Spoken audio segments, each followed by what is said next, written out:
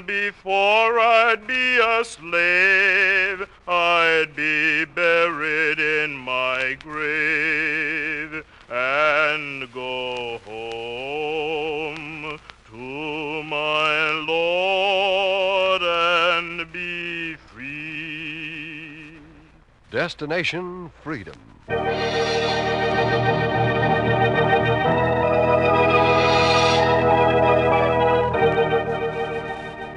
The Chicago Defender and station WMAQ bring you Destination Freedom, a new radio series dramatizing the great democratic traditions of the Negro people, interwoven in the pageant of history and a part of America's own Destination Freedom.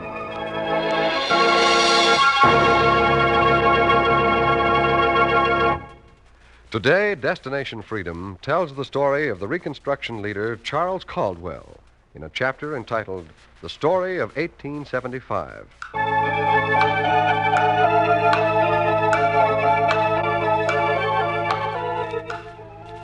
I am a year. Of course, you know all about years. We inherit the habits of history. Men go by names. We go by numbers. I bear the number 1875 A.D. I came into the world with my faults, my blunders, my heroes, and my cowards, just 10 years after the Civil War. I inherited the ideas of the years before me. I set the seeds for the years to follow me. I was the year 1875, and in Mississippi on January 1st, in the morning of my first day alive, 10 men in odd regalia came to the home of Senator Charles Caldwell and woke his wife.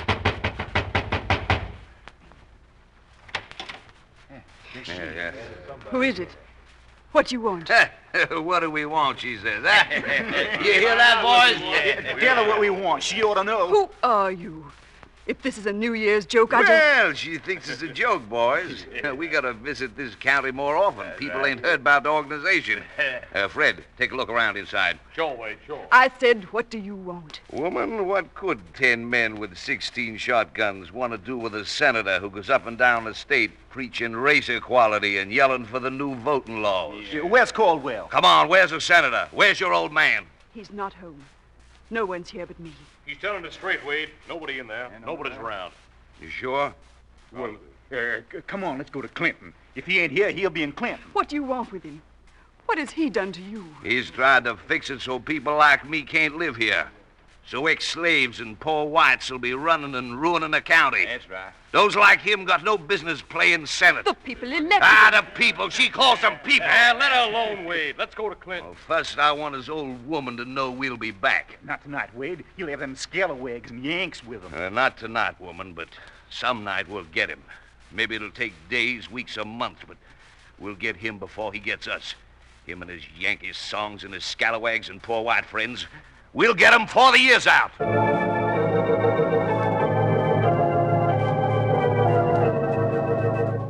That was the way I started out in Mississippi. I was a Reconstruction year. They were the men who wanted to make me over like the old years. And on New Year's night in his home, the senator who had once been a slave was singing with men who were carrying me ahead to a new freedom. Hallelujah. Glory, glory, hallelujah. Glory, glory, hallelujah. And so goes marching on. All right, that's enough, lads. Enough, lads, now. It's late. Surely you can see Mrs. Caldwell getting ready, tired of us, and being here and keeping the senator up. Oh, no. Oh, yes, it is now. It's time we left him. Not so fast, sir. I haven't heard the senator say a word all evening. He's just been listening to us. Yes, how about it, Caldwell? How about drinking a toast? A toast to the New Year, Senator, and the coming election. Yes, give us a speech, Senator. A speech. You want me making speeches when we ought to be making merry on New Year's night? Sure, go on. A word from the state senator. Go on. They say it's not so hard to get you talking when you're on the Senate floor. They say you did plenty talking to stop the planters from holding on to the taxes. All right, gentlemen, I'll say a word. A word I would have said to the men in white robes who came looking for me today. Something Lincoln said. Now, Charles, don't keep quoting Mr. Lincoln. May's afraid I'll come to the same end as Lincoln if I keep using the same words. I'll say this. We're starting out on a good year, friends, all of us. Men who 10 years ago would never have been allowed to live together as free and equal men. I was a slave. Ira was a carpenter for the slaveholders. Aye, and they ain't paid me last year's wages yet. And Brant, a slave. Mason, Cabell. 10 years ago, you were overseers, remember it? I've never quite forgotten it. And here we're together, on the same side, on the ground that was once a plantation, planning how to make it so there'll be more freedom, sure freedom for everyone this year. And we'll do it. There's a civil rights bill to be passed in Washington that'll wipe out every trace of the old system, gentlemen. The last 10 years have been good. This'll be better. It won't be better. All over the county, we hear of men who demand the right to be free of plantations being beaten and driven back. Well, there's no denying it, Senator. As fast as the federal troops leave, mobs led by the old planters spring up and call themselves clans. Ira's right. It's going to be different from now on, Senator. They defy the law and they're getting bolder. There's nothing we can do to stop them. They're strong. They're weaker than we are, Cabell. We, the poor whites and the Negro freedmen, we are the majority, not the old slaveholders. We know they organize bands against us and wait on their plantations like wounded lions, ready to split us apart when we quarrel. But for 8 years we've been together. You've even elected me a senator. They voted against us. We were stronger. I don't know now, though. And we'll get on with reconstructing the state for the benefit of all the people in it, not for a few who still hold the land. Yeah, but when the troops are withdrawn, Senator... The governor has promised that the troops will stay until the changes are made. But the planters, they're still waiting for a chance to... Let them wait. They're Bourbons now, like the old Bourbons in France, clinging to an old decayed way of living. They'll defy the new Civil Rights Amendment. They'll poison us in their papers. They'll play one of us against the other. But if we keep white and Negro together here in the South for 5 more years, we'll win out. We'll have a democracy. Now, there. I've made a speech. May always says you can't keep me from making a speech. well, that's what we came to hear and what we need, too, to start off the new year. A toast, gentlemen, and we'll drink it in good old Scotch whiskey. All right, what'll it be, Senator? What's on your calendar that's important? A toast to it. To this year's election. May every man in the South, black and white, be free to vote. Here, here. Cabell, you're not drinking? Not Scotch, Senator. My taste is for bourbon this year. Yes, I was the year when a few men with a taste for old times wanted to turn back. But those who believed they could build better years went ahead. And while my months passed, the senator who had been a slave went about his business of binding people together. With fresh copies of the new amendment that had been agreed upon, he traveled throughout the county. He took the words to the farmers and freedmen and told them to read it. This the law about voting, Senator? It's the new law, Mr. Jones. What's it like, Senator? What's it mean? It says what it means. Read it and tell everybody about it. Well, it says 14th Amendment. Yes? Says the right of citizens to vote should not be denied or abridged by the United States or by any state on account of race, color, or previous condition of servitude. It means this state, too. This state, too. And it says the Congress shall have the power to enforce this article by appropriate legislation. It means for the first time, Negroes will vote in the state. It means you'll get a new weapon. Hold on to it. This year you'll need it. And the senator went on telling more people about the new right, and they were behind him. Even in the legislature, he helped pass new bills over the objection of the old planters. Together, the white men and black men were making a new South. The senator who had been a slave stood in the legislature and put new ideas into law. Chair recognizes Senator Caldwell. Mr. Chairman, in accordance with the 13th Amendment, I'm proposing that we abolish all segregation in the state of Mississippi. And his proposal was made into law, and he rose again. Chair recognizes Senator Caldwell.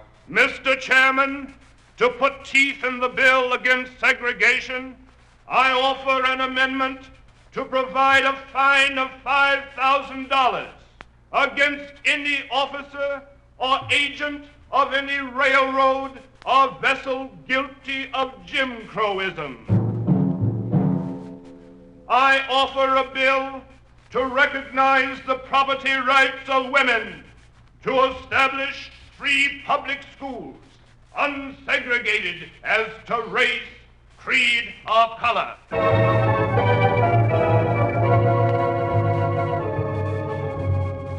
And before the year 1875, had passed many months, the laws were written and agreed on. They stood on the books. But there were men who stood outside the law. There was the planter Preston Whipper. He was one of the wounded lions waiting for his years to come back. He spat when the senator passed. Good morning, Mr. Whipper. What's good about it, slave? This is the last morning of the old laws segregating citizens in our state, Mr. Whipper. For a man who's just been 10 years free, you got an awful lot to do with the laws. The law's everybody's business. The likes of you ain't got no business with it. I've said it before, and I'll say it again. I've heard your words before. And when you hear me again, it won't be with words and laws. One day, slave senator, the poor whites will be united with me, not with you. What is there for anyone to unite on with you? Race. Suppose they'd rather unite for the right to vote and be equal under the law. Suppose they don't go with you. Those who don't want to join with me, we have our ways of persuading. One day we'll put an end to you and your reconstruction. Next time when night riders come your way, you'll not live to tell about it. The senator heard, but the senator went on his way. Then slowly the days in my year began to change. There were jobless men and hungry men joining the riders, looking for the leaders of the reconstruction. And they would come on horseback and knock on the doors at night. Hold up, Ed. Is this here the place, Bob? Sure, it's the Jones place. I saw him with the senator. It's him, all right. I know his place. No, sure. Well, boy.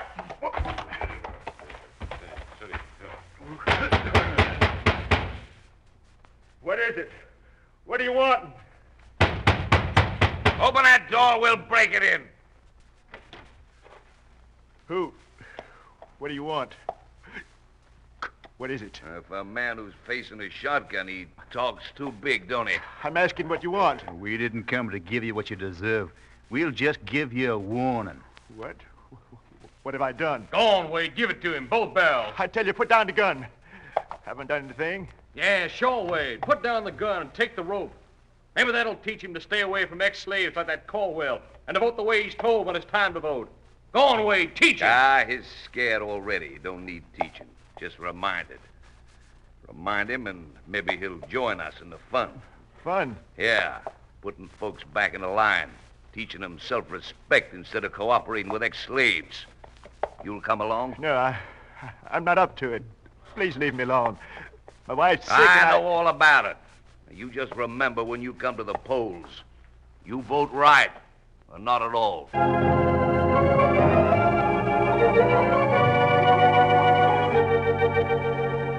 They wanted men to forget the new right to vote, to put the right back into the hands of a few instead of the many.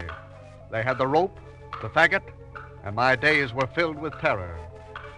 And while I was in the middle of my months, the senator went to the governor. The governor listened. The governor was worried. Everybody, every official on the Reconstruction side says the same thing, Caldwell. What can we do?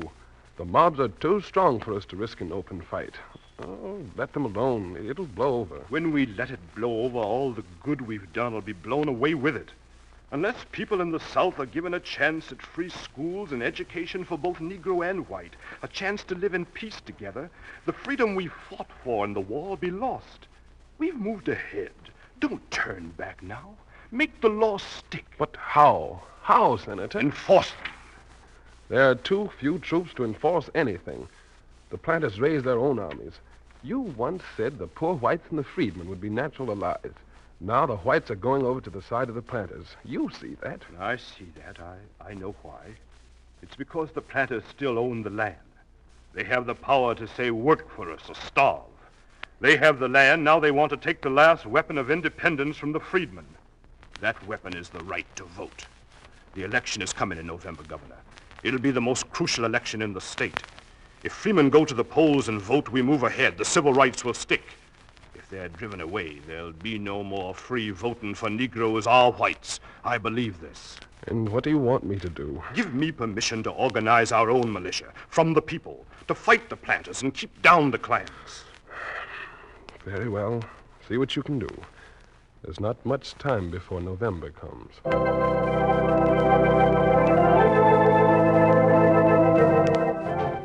There was still time to bring together 300 men in the heart of Mississippi who joined to carry on the Reconstruction and to teach the new civil rights. There was still time, and the senator took it. They marched through the state, and the terror and the clans were quiet. The Reconstruction went ahead. The senator stopped at the workshop of Carpenter Ira. He was building the new school. How long will it take to put up the school, Ira? Well, with things quiet like they are now, it ought to be, say, 2 or 3 years. 2 or 3 years. Wonder if I'll be here to see it finished. Oh, sure you will. You worried about the election? Don't be. I half at the county that ain't scared for you, including me. If there's any voting, you'll be in. A lot of the men are going over to the side of the plantation owners. That's right. Yes, some of those we thought would stick have gone over. There was Cabell, I hear, and there was Jones and Brown. They think it's safer. And you, Ira? I see you've got a uniform of the Klan hanging here. Yes. They came to me this morning, Senator. The men who led the mobs for the planters. And they were telling me to come on over to the master class. They say the Negro's my natural enemy. Yes. Yes. I told them to look at the schools we're building now. The slaveholders were in power 100 years. Yeah, but they never built any free schools for nobody, black nor white. And then there's voting. They say it's for the white folks only. Well, I told them I never got a chance to vote when there was slavery. Oh, and then they said to me, think it over. And they give me this sheet for a uniform. Well, I ain't got no sheets at home, so I said, I'll take the whole idea home and sleep on it. That's what sheets are for, ain't they?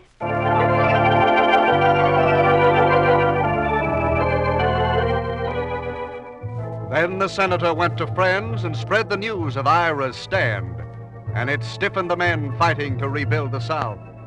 And when the senator was tired, he went home to rest, to wait for the voting month. But there was other news waiting for him. May was standing, waiting at the door. You've had a message, Charles. What is it? Have the mobs been here again? No, not the mobs, but an invitation to the mobs. What are you talking about? Charles, there's no more Reconstruction. There's no more support from the governor. All the troops have been withdrawn. Withdrawn? Yes. The governor wired you. It had to be done, he said. But he said he'd wait until after the voting was done. I told him why. I told him to give us time, a little more time. There's no more time, Charles. What are you going to do? We'll wait for the voting. We'll gather all our strength to test the new amendments. We'll let November tell what we'll do. I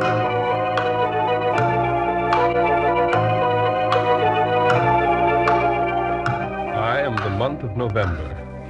I was the voting month. When I came, the senator welcomed me and went to work trying to make the days in my month quiet, peaceful days. The old planters were loose and the mobs were doing their work. Again, they covered the county on horseback with ropes and faggots, hammering on doors, pulling people out into the night. And as I came closer to the voting week, the senator went out to the farms and homes. Some men were afraid and wouldn't talk with him. And finally, he walked along the streets where mobs roamed. And they saw him and called out. Well, look who's a-coming. The slave senator. Hey, boy, look who thinks he's going to get elected again. He wants to talk. Let him talk. Let's hear it. And now what have you got to say about your civil rights? Your Reconstruction, Senator? I've got to say, the rights are not only for me. And the reconstruction is for every man among us. The right to vote is the right of all. The right to vote in this state's for white men and white men only. You hear that, Senator? I hear it. I don't believe it. I came to talk to you because a year ago, before you became afraid, some of you sat in my home. Now you're afraid the planters won't hire you if you work with Negroes. They tell you to segregate Negroes, and you do it. If they say these rights are not for Negroes, what's to stop them from saying it's not for Catholics, Jews, Irish, the foreign-born? If the right to rule is for white men only, what will you say to the majority of the world which is not white? Listen. Don't listen to him. You talked enough. You change nothing here, understand that? Get on. And stay away from the voting if you want to keep alive. Gentlemen, I'd like to say... You've said enough. We're not listening. Your days are numbered, Senator. You live longer if you keep away from the polls.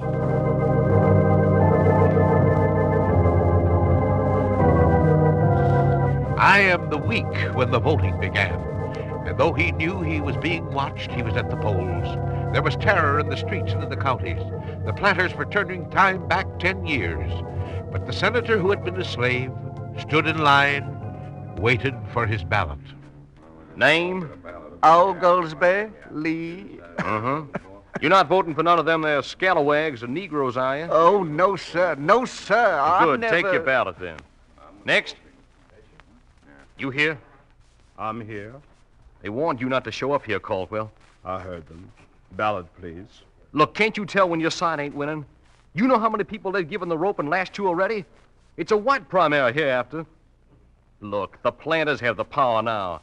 They got their own militia. I'm trying to help you. You'll help more by giving a ballot to every man registered for it.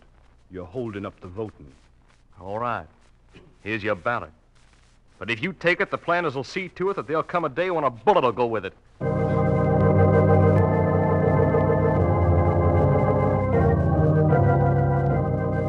And I was that day in the year 1875. I was a Christmas day, and the planters still celebrated the death of the Reconstruction. Still, they were unsure as long as leaders lived who remembered the civil rights and the new laws. I was a disastrous day when the men in the odd regalia came back. They knocked on the door of the senator's house. Who's there? What do you want? She still says, what do we want? Huh? Do you hear that, Fred? Open that door, we'll blast it in. You. What are you looking for? Well, at least she recognizes us now. We're pretty well known around these parts since a year ago, eh, ma'am? What do you want? You know as well as I do what we want. That slave senator, where is he? He's not here. I don't know where he is. He's telling you right, Wade. I looked around. She's alone. Why don't you let him alone? Why don't he leave the voting alone? Him and his scallywags and their equal rights stuff. You won the election. Let him alone. The boss says it ain't safe leaving ideas like those in his head loose in the county. We'll stay here till we get him. No use staying here, Wade. If he's any way, he's to Clinton. We got Cabell with us. He knows the senator's habits. On Christmas Day, he goes to Clinton. It's there we'll get him. And on my day, the men in sheets went to Clinton to find the senator. And they spoke to Cabell, the ex-overseer. Now, he'll be coming down the road, Cabell. You'll see him? Yeah, I'll see him. You know what to do. You know what told you. I know. Be sure you do. He knows you. He trusts you. You'll offer him a drink. But if he refuses... This is a holiday. You can insist, can't you? You'll take him to the open bar at Mode's. Sit him near the bar, his back to us. You understand? Yeah. Then, when you raise your glass, tap it in a toast. That'll be the signal. We'll go to work. Yeah. You nervous? The drink will help me. You'll be rewarded. You'll earn a place in the order, understand? Yeah, but can't you get someone else? You with us or against us? I'm with you.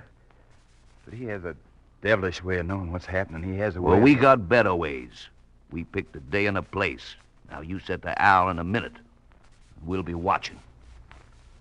I am the hour on the Christmas day, the year 1875, that was picked to spot the senator. And as I ticked into minutes, Cabell came to him and spoke. Senator Caldwell? Yes? It's me, Senator, old Buck Cabell. Don't you recognize me? Why, yes. It's been a year since I've last seen you at my house. New Year's Day, I believe. Yeah, it was. World seemed to change a lot since then. Lots happened, some good, some bad. Would you care for a drink? I haven't much time. Oh, just one on a holiday. I know how you feel about the election, the reconstruction plans. This will make you feel better. Well, maybe it will. May always said I'd end up like Lincoln. And in my hour, according to plan, Cabell sat down with the senator in a booth near the bar. Sit this way, Senator. Take this seat here, if you don't mind. No, I don't mind. I know when my time's up. What's that? Nothing. You still drink bourbon? Yeah, I do. Mind if I pour yours? Not at all. Yeah. Shall we make a toast? If I can think of one this minute. I am the minute in the hour in 1875 when the drink was poured and the senator raised his glass for the toast. What were you going to say, Senator? I was thinking of something Lincoln said.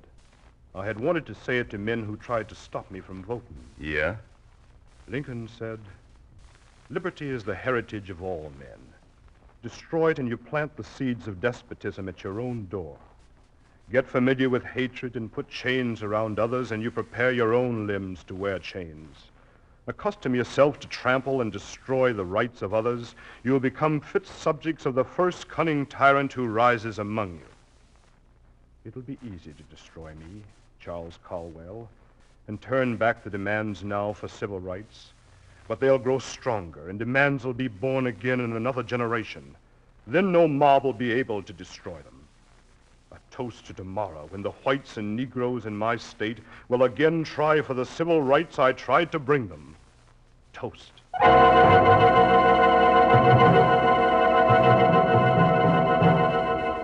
And I am the split second in the year 1875 that marked the time when the glasses were touched, and the signal was given,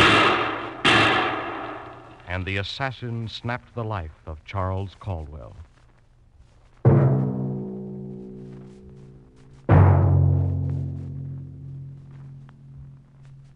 I am the year 1875. I was a Reconstruction year. I came with my heroes and my cowards, and I ended the life of Charles Caldwell, a senator who had been a slave and who planted the seed of civil rights in the Mississippi soil. Oh, freedom, oh, freedom, oh, freedom over me. And before I'd be a slave, I'd be buried in my grave and go home to my Lord and be free.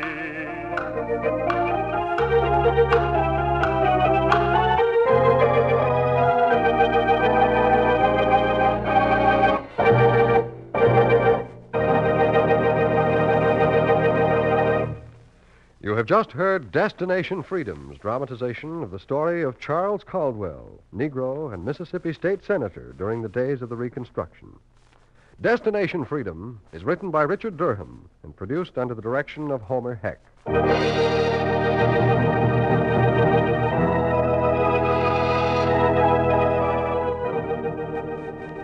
Senator Caldwell was played by William Nix. Others were Ernie Andrews, Oscar Brown Jr., Don Gallagher, Ken Griffin, Jonathan Hole, Janice Kingslow, Charles Mountain, Art McCoo, Fred Pinkard, and Cliff Sabir. Greg Pascal was the singer. The special music was written by Emil Soderstrom and was played by Elwin Owen and Bobby Christian.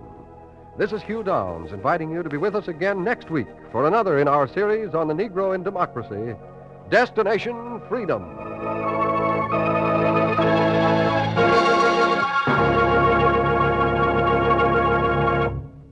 This is NBC, the national broadcasting company.